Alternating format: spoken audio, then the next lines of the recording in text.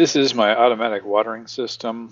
It uses an Arduino R3 Uno, and for the sake of brevity, I used a servo motor in place of the solenoid valve to indicate when watering would happen.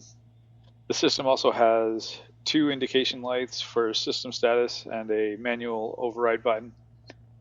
So it uses the capacitive moisture sensor version 1.2. It has a dryness threshold and a wet threshold.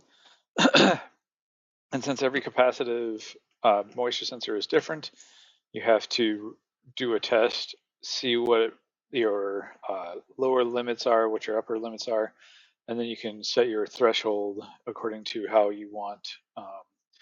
So I have here a running version. Later versions will have a diaphragmatic pump and a solenoid valve, which I have on hand. I just didn't have time to complete the code for those additions to the system.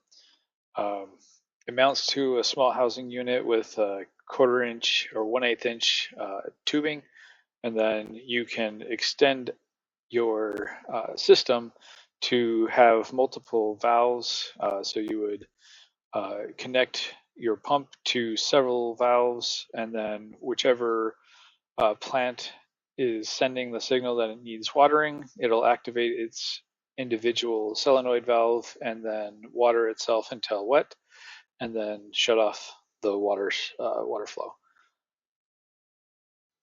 To calibrate it, what we do is we have it completely dry, and then we record its dryness threshold, its upper limit, and then we stick it into a container with water, get it completely submerged as far as the capacitive traces go. I don't recommend putting it up to the electronics portion, but if you get the water up to the very top of the capacitive trace, you can see the value of the capacitance.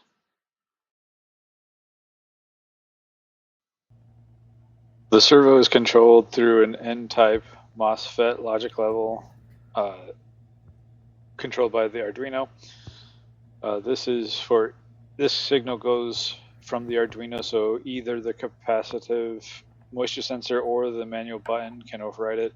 The manual button uses a Jack Gensel type debounce network, which has two resistors, a diode, and a electrolytic capacitor to ground, and then an inverting Schmitt trigger to give a clean debounced signal to the Arduino.